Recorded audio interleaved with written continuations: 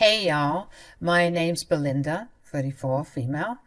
Every time I tell this story to friends and coworkers, they say it's so crazy I should upload it on Reddit or one of those story time channels on YouTube. So here I am, prepared to have your minds blown. You see, my story isn't like the typical in-law drama. I mean, in-laws are involved, when are they ever not? But not in the way you think. After getting married to Kurt, 37, male, I always thought my family was pretty standard, the usual mix of quirks, laughs, and the occasional embarrassing moment. Nothing crazy. Little did I know the real drama was waiting in the wings. The center of this whirlwind was my mother-in-law, Gail, 62, female, and my late father, Dave, 66, male. You see, Gail was the epitome of prim and proper. She liked things in perfect order, neatly arranged, and above all, she despised any hint of goofiness or messing around. Now, my dad, God rest his soul, was the complete opposite. He was a walking, talking comedy show, stumbling over his own feet and finding humor in every situation. Life was a joke to him, and he wouldn't have it any other way. His mantra was all about never taking anything too seriously because life was so short. Needless to say, Gail didn't really like my dad, and my dad, being the goofy guy he was pretty much oblivious to Gail's irritations. Although they didn't really get along as much, no one could say that my mother-in-law had anything against my dad. That was until the infamous luncheon she had that transformed her from a mean and grouchy old lady to Cruella de Vil herself. Picture it, a gathering of her high society friends, delicately sipping tea and nibbling on finger sandwiches, and then enters my dad, fashionably late, ready to sprinkle some chaos. First, he stumbled in like a cartoon character, drawing gasps from the gathered guests. Gail looked like she was about to murder someone, clearly feeling embarrassed. But wait, it gets better, or worse, depending on your perspective.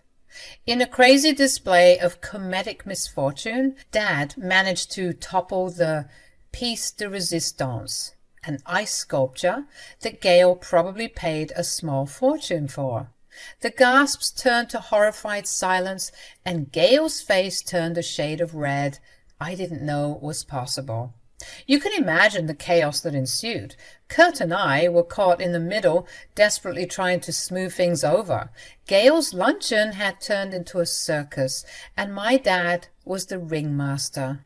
The aftermath of that luncheon was like a twisted sitcom. Gail, bless her heart, was obviously devastated. I felt a pang of sympathy for her. She had put so much effort into that event, only for it to be hijacked by a well-meaning klutz. Dad, being Dad, was in overdrive with apologies. Gail's friends were ready to bolt, their noses high in the air, but Dad had a plan up his sleeve. In a surprising turn of events, Dad transformed the disaster into a comedy extravaganza. His impromptu stand-up routine and improv not only salvaged the day, but had everyone in stitches. Even the snooty guests couldn't resist cracking a smile. Everyone was having a ball, except for Gail, that is. She was in no mood for laughter. Dad tried everything to mend the situation, telling her that he'd pay her back for the damages caused. But Gail, determined to nurse her wounded pride, left her own party in a huff. Imagine that, leaving your own party and your own home because you were upset. Woof. From that day forward, it was like the War of the Roses in our family. Gail, still fuming, treated Dad like he was a cockroach. I get that she was pissed, and I let her stew in her anger for a while, but literal years went by and it seemed like things would never be patched up on her end. Dad was always extending the olive branch, but she'd either ignore it or downright swat it away. What really ticked me off is that she even skipped his funeral. Kurt and I were beyond upset. How could she let a silly event overshadow a man's entire life? So that night, emotions raw from Dad's funeral, I mustered the courage to ask Gail the burning question: what exactly was her problem? I needed to understand why she was letting this grudge cast a shadow over everything, especially in such a difficult time for our family. Gail, today was such a mess. Where were you? Why didn't you come? You know I never liked your father. I know, but you couldn't even show up at his freaking wake. I'm going to let that slide because I'm sure you're feeling very upset right now. Yeah, Gail, I'm very upset. My own mother-in-law couldn't bother attending my dad's funeral. How do you think that makes me feel? What about my feelings, Belinda? You guys didn't give a damn when that clown ruined my luncheon. I became a laughingstock after that. Do you know that? Oh, please, enough with the dramatics. Your friends loved my dad. And Kurt already told me how it was you who made yourself a laughingstock when you refused to re-invite him for the next event. You did this to yourself. And all for a block of ice? That's really pathetic, Gail. Life lost its color after Dad left us. His absence created a void, leaving behind memories of his outrageous antics that I would forever cherish. Following that heated phone call with Gail, our relationship took a hit. I wasn't in the mood to tiptoe around her feelings, especially when she was the one holding onto a grudge like it was a prized possession. Years rolled by, and the tension between us didn't entirely dissipate, but we managed to coexist without setting off verbal fireworks. It wasn't the warmest relationship, but at least it wasn't explosive. Then one day, as I was grinding away at work, Kurt called me with a tone of distress. He spilled the beans about Gail's kitchen, which had turned into an unintentional bonfire.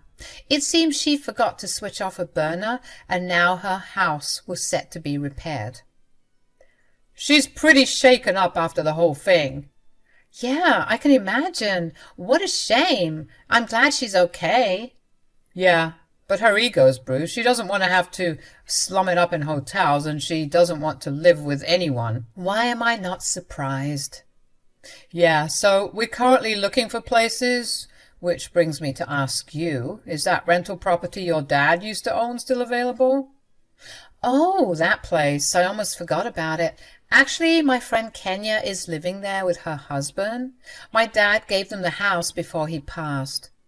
Oh, man, that sucks. I was really counting on that rental for my mom to crash. But if I remember correctly, she did tell me that she wanted to rent out that place and move back to her old home. They said they wanted to start a family and the other house is bigger, so guess it must be available. Oh, that's great. Let me talk to her and get back to you. I did just that, calling my childhood friend and asking her if what I said was true. And just as I thought, she and her hubby, Victor, were totally game for the plan. They were looking to rent out their place for some extra cash, and helping out my mother-in-law and I was like icing on the cake. Kenya promised they'd have everything ready in a jiffy. I couldn't wait to share the news with my mother-in-law. She genuinely seemed excited about the idea of a new place. It was surprising, but suddenly Gail's demeanor towards me shifted to the positive. Maybe she was feeling grateful or finally recognized that family should be there for each other instead of holding on to grudges. Despite everything that went down, I figured it was time to build some bridges. Things were going surprisingly well. Gail was all smiles and sweetness during the move. A side of her we rarely saw. Kurt and I were enjoying the positive vibes and appreciating the break from the usual tension for once. It seemed like everything was looking up for us now. Unfortunately, Kenya and Victor couldn't be there to hand over the keys, but that was all right. Kurt and I took charge, making sure Gail got settled into her new place. Once she was all squared away, we headed back to our own home. I couldn't shake off the strange feeling after that call. Gail's words about my dad and the sudden move-out plans didn't add up. It felt like there was more to the story than she was letting on. As the days passed, I decided to do some digging. I reached out to Kenya, who had connections in town and could possibly help me get to the bottom of things. I spilled the details about Gail's odd behavior, and Kenya agreed that it was worth looking into. After a bit of investigation, Kenya discovered something shocking. Gail had been spreading rumors in the neighborhood about Kurt and me, painting a picture of a strained relationship and insinuating that we were heading for divorce. I couldn't believe it. Why would she do such a thing? Furious and hurt, I confronted Gail about the rumors. She feigned innocence at first, but when I presented the evidence, she finally broke down. She admitted that she wanted to create chaos and drama in our lives, thinking it would bring some excitement and perhaps get my dad's attention. It was beyond absurd. Kurt and I decided that enough was enough. We asked Gail to leave immediately and cut off all ties with her. It was a painful decision, but we couldn't let her toxic actions poison our lives any further. Little did I know, this would be the final chapter in the saga of my strained relationship with Gail. It was all smooth sailing for a while. Gail didn't complain about the place, and she seemed to enjoy her time there.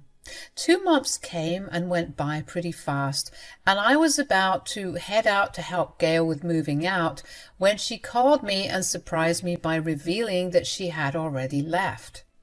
"Hello, darling." "Hi, I was just about to start off. Just give me 10. Actually, I was calling to tell you that won't be necessary." "Oh, why?" "Well, because I just finished moving out." "All by yourself?" "Gail, that's dangerous. You know you have a bad hip." "Oh, stop it. I hired some people to help me move out." "That wasn't necessary, Gail. You know Kurt and I were meant to help you.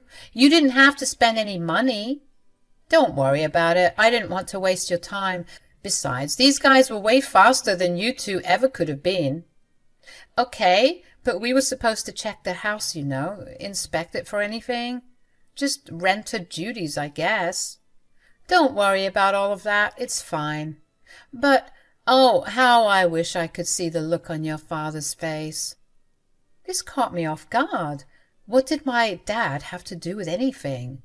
I asked her what she meant by that, and she said, I didn't mean to say that out loud." "Silly me. What I meant was, I wish your father was here to see how well we're all getting along." "Yes, I mean, it's what he's always wanted, right?" "Right. Yes, well, that's what I meant." "Should I come over that side? I imagine you're still at the property. Let me come, do a quick walkthrough and get the keys." "No, there's no need for that. Why don't I just come and drop them off at your place? You haven't left yet, right?" "Well, no, but I was about to." "And waste gas? Nonsense. Let me make my way over to you and hand over the keys." "Okay, Gail, you'll find me here." Gail was acting weirder than usual, and alarm bells were ringing in my head. Why did it seem like she didn't want me to come and see the place? Or help her? I mean, this was the lady who would want to be fed if she could. She was always dependent on people, especially if she could get it for free, so her hiring some people to help her move out was a bit iffy. And don't get me started on the way she was talking about my dad. All of it left me feeling uneasy, wondering what Gail was up to. Even though I felt odd about it, I decided to brush it off, chalking up Gail's weirdness to her just being excited to be back in her home. It was understandable. So soon enough, she came and dropped off her copy of the house keys. And when she dropped off the keys, I didn't question her further and let her go on her way. I called Kenya and Victor to inform them that Gail had moved out, but I hadn't done a walkthrough. "That's all right." "Are you sure?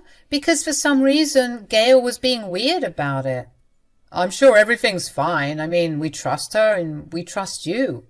Exactly. Don't worry about it. We'll check on the house ourselves since we're already coming back into town tonight. So we'll swing by, don't you worry. And you can give us the keys tomorrow. Okay then. Travel safely. I was planning on having a chilled evening with some wine and a bubble bath when all of a sudden my phone was going crazy with calls and texts from Kenya and Victor.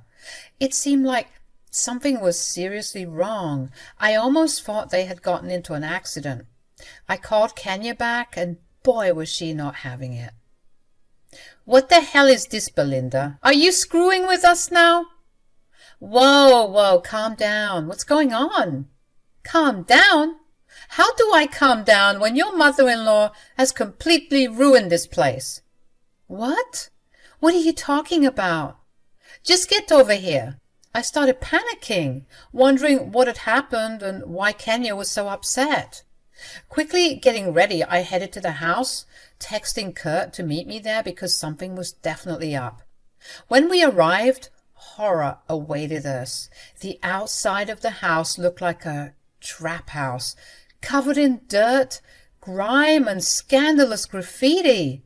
Initially, I thought some crappy neighborhood kids had done this just to be annoying, but Kenya was quick to point fingers at a much older person. What did that witch do to our home? What the hell? Kenya, Vic, what's going on here? You two should know. After all, it was Gail who did this, obviously. No, there's no way she'd do this. You haven't even seen the inside. I think it's worse. Stepping into the house, Kurt and I were hit by an overwhelming stench of, well, crap. The place was a disaster, with animal feces and sewage smeared all over the walls and floors. It was the worst thing I'd ever experienced in my life. We had to rush back outside, and Victor demanded an explanation as he held a sobbing Kenya in his arms. What the hell, you guys? Belinda, what is this? Guys, I'm sure there's a messed up but logical explanation for all of this. Yeah, my mom would never do such a thing. This is just as blindsiding to us as it is to you two. Listen, man, we did you guys a favor. I know, and we're so grateful. And this is how you repay us? With shit? I think all of us need to calm down. Calm down? Calm down? Why the frick would I calm down? Look at my home. I hate to say it, but we need to book Gail for her crimes. I already have my team looking into it. And I'm going to sue the shit out of her. She's going to learn today. Kurt and I were so shocked. We kept on asking questions out of pure disbelief. But Kenya and Victor said that they knew it was her. Who else could it have been? After all, she was the last person to be in the house. Despite all the signs pointing to her, we couldn't wrap our heads around why she would do something like this. Attempting to calm Kenya and Victor down, I suggested FaceTiming Gail so that we could get to the bottom of this. I told them that I would take accountability for this because I was the one who connected Kenya and Victor to Gail.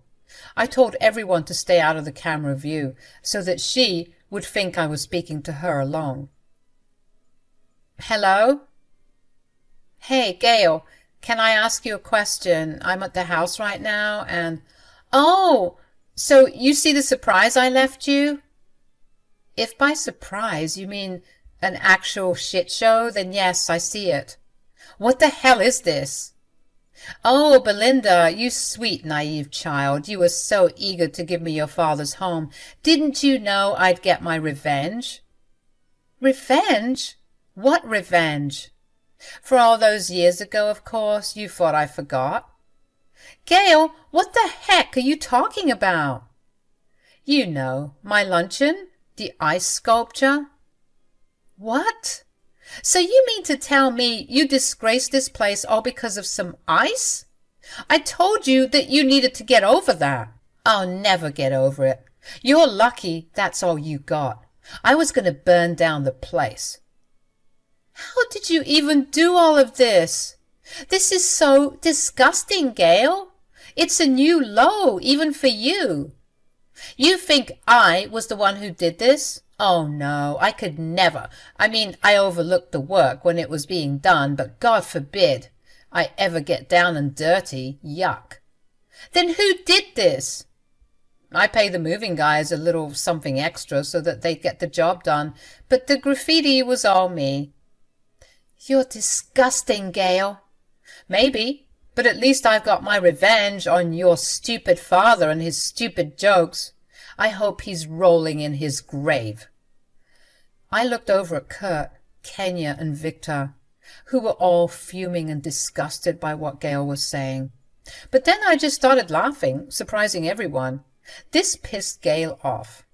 What's so funny? Well, just the fact that you thought you could get away with it. What do you mean? I already have. Are you sure about that, Gail? Yes, of course. Those bozos are still out of town, aren't they? And honestly, who's going to believe you? You have no proof.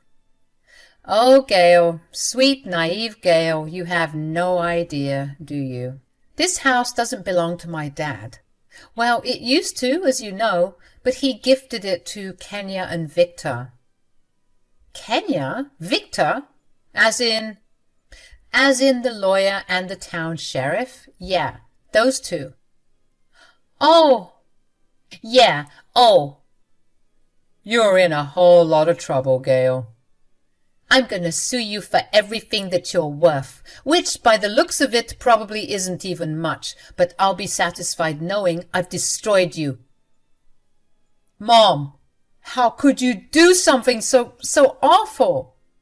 Kurt, wait, I can explain. I found the house like that. I mean, I left and everything was fine. I was just joking earlier. It's too late, Gail. We have your confession in the phone records as well as your face to go along with it. You just screwed yourself over. And it was all for your stupid revenge, all for a stupid block of ice. I still don't get what the big deal is. He literally paid you back. You don't understand how humiliated I was. He ruined my reputation. No, Gail, you did that all by yourself. Don't drag my dad into this crap. And it looks like you've cemented yourself as a bad shit crazy old lady. Congrats. Just wait until I see you in court. And then behind bars. Wait, I can explain, please. After being caught, Gail started apologizing to Kenya and Victor, essentially kissing their asses because she knew how professional and skilled they were at their jobs. She knew that she was screwed and she was trying everything in the book to win their affection, but the damage had been done. Kenya and Victor were yelling at Gail, mainly Kenya, and they were telling her that she was going to pay for everything that she had done. Gail was in tears, of course. I would be too if Kenya yelled at me like that, but I eventually had to cut the call and regroup with the team. Kurt and I began apologizing, feeling embarrassed about the whole situation. Kenya and Victor, despite initial anger, seemed to calm down a bit after scolding Gail and making her aware of the consequences she was about to face. Kenya assured me that everything would be all right as long as they got justice and made it clear that she held nothing against me and Kurt, since it was evident that we didn't know about Gail's horrid plans.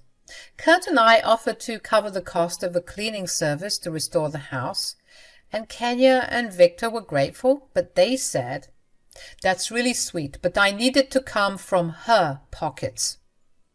You know what? You're right. She's the one who did this, so she should pay. Babe, I'm sorry to say it, but your mom's a bitch, and she's going to get everything that's coming to her. Don't worry, babe. I'm right there with you. I'm going to head over there to make the arrest now. I'm going to come with you. That same night, Victor and Kurt went to Gail's home to make the arrest. Kurt later shared with me that it seemed like Gail was hastily packing her bags, perhaps trying to escape, but it was too late.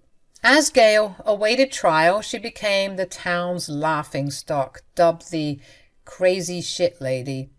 People distanced themselves from her, including her friends and business associates, claiming she was ruined and that they wouldn't touch her with a 10-foot pole.